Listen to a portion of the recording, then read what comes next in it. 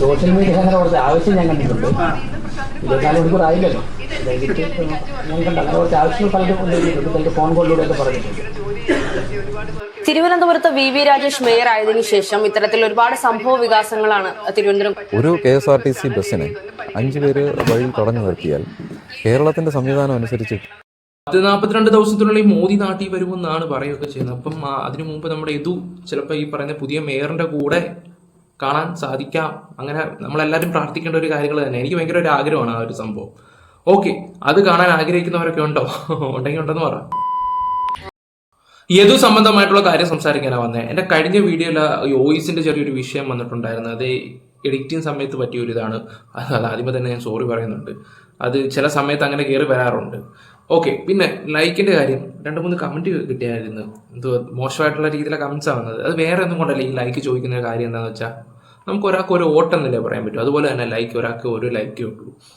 അതുകൊണ്ടാണ് ഞാൻ നിങ്ങളോട് പറയുന്നത്, ഈ വ്യക്തിനെയും ആര്യനെയും ഹസ്ബൻഡ് സച്ചിനെയും വെറുക്കുന്നവരുണ്ടെങ്കിലോ ഒരു ലൈക്ക് അടി. കാരണം അത്രയും ജനങ്ങളുടെ കണക്കൊന്നും അറിയാൻ വേണ്ടി എൻ്റെ വീഡിയോ കാണുന്നെങ്കിൽ 1000 എങ്കിൽ 1000, 2000 എങ്കിൽ 2000.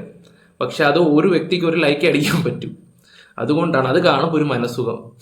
അത് നിങ്ങൾക്ക് വേണമെങ്കിൽ എൻ്റെ കഴിഞ്ഞ വീഡിയോസും രാഹുൽ മാങ്കൂട്ടത്തിൻ്റെയൊക്കെ എടുത്ത് നോക്കുമ്പോഴും ഞാൻ ഇങ്ങനെ സംസാരിക്കുന്നത്. ഓക്കെ, അത് മാത്രമല്ല VK പ്രശാന്തിൻ്റെ ചെറിയൊരു കാര്യം പറഞ്ഞു പോകണമെന്നുണ്ട്. എന്തായാലും നമുക്ക് ഇന്നലത്തെ വി രാജേഷ് മേയർ കുറച്ച് കാര്യങ്ങൾ പറയുന്നുണ്ടായിരുന്നു. അതിൻ്റെ വീഡിയോ ഞാൻ കഴിഞ്ഞ വീഡിയോ ഞാൻ വെച്ചിട്ടുണ്ടായിരുന്നു.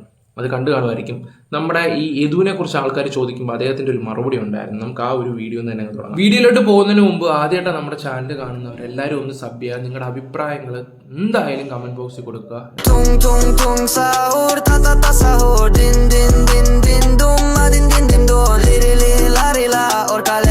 KSRTCയിലെ യദുവിന്റെ എന്തെങ്കിലും തീരുമാനമെടുക്കാൻ യദുവിന്റെ കാര്യം സോഷ്യൽ മീഡിയ അങ്ങനെ കുറച്ച് ആവശ്യം ഞാൻ കണ്ടിട്ടുണ്ട്.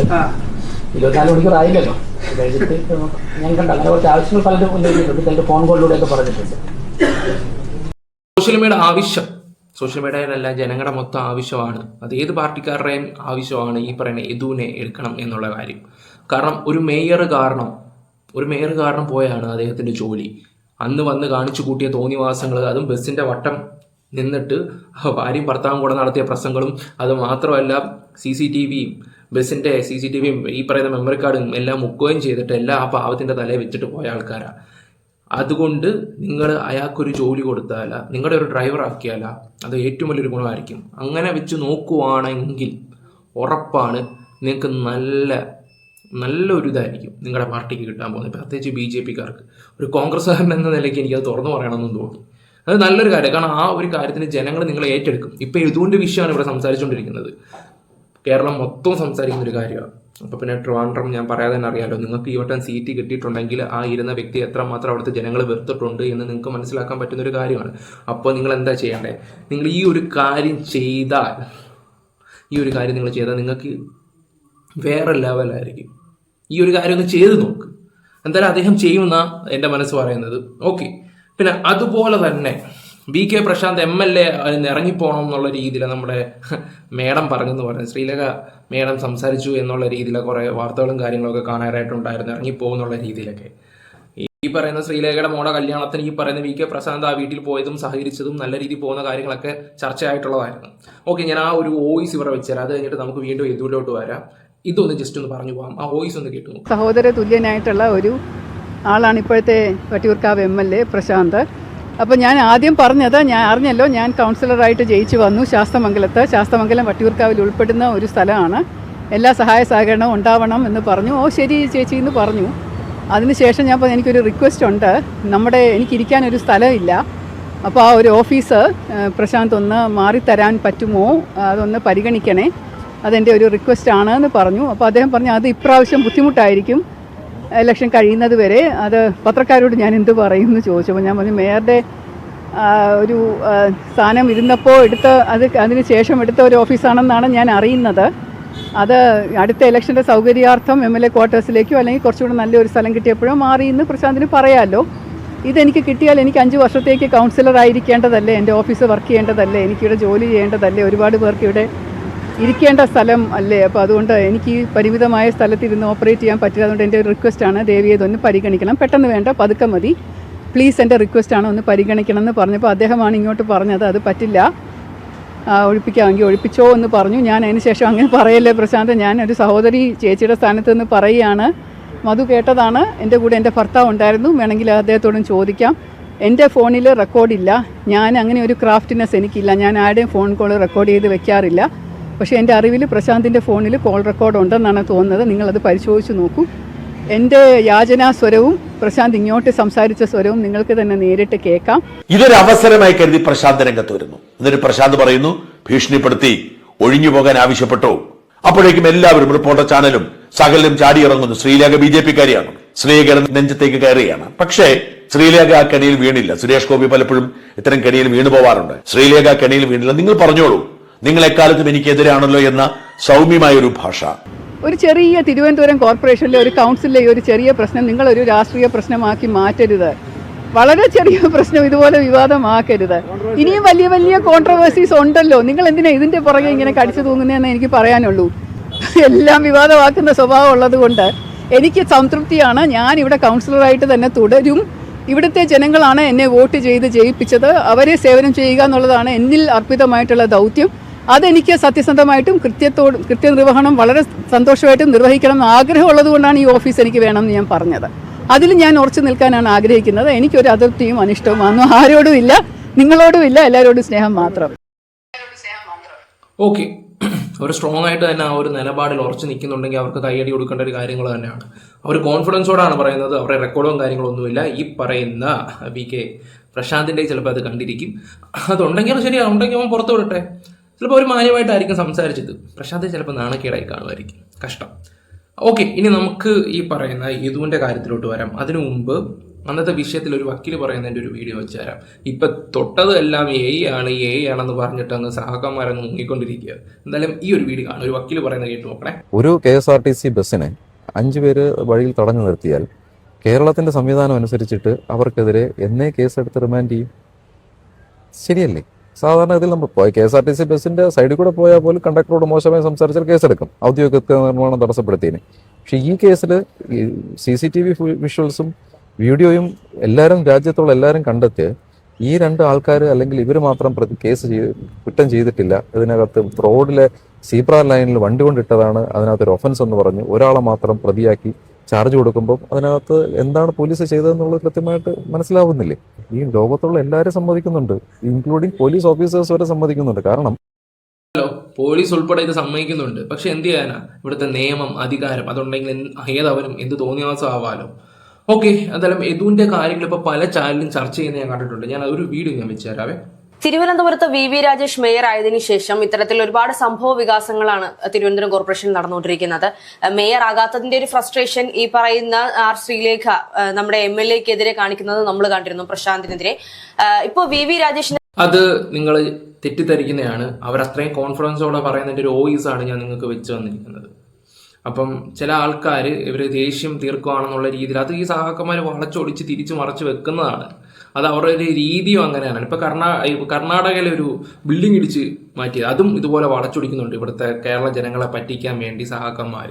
അതുകൊണ്ട് നിങ്ങൾ ആരും വീഴരുത് ആ ഒരു കാര്യത്തിൽ. ഞാൻ ഈ ഒരു കാര്യത്തിൽ BJP സപ്പോർട്ട് ചെയ്യും, ഈ ഒരു കാര്യത്തിൽ. കാരണം ഇവന്മാർ കാണിക്കുന്ന അഴിമതി അതുപോലെയാണ്. അതുപോലെ തന്നെ വളച്ചൊടിക്കുന്ന ഇതുപോലെയുള്ള കള്ളക്കൂട്ടന്മാരെ നിങ്ങൾ കണ്ടെടുത്താൽ കണ്ടുകൂടാം. ഞങ്ങളുടെ അടുത്ത് പോലും ഉണ്ട് കുറച്ച് അവന്മാർ. നല്ലത്, നമ്മൾ ഈ ലോകത്ത് നല്ലതെന്ന് വിളിക്കുന്നവരൊന്നും ശരിയല്ല. ആദ്യം വന്ന പരാതി എന്ന് പറയുന്നത് ആര്യ രാജേന്ദ്രൻ ഭരിച്ചിരുന്ന സമയത്ത്, മേയർ ആയിരുന്ന സമയത്ത് ഉണ്ടായിരുന്ന അഴിമതികളൊക്കെ പുനഃപരിശോധിക്കണം എന്നുള്ളതായിരുന്നു.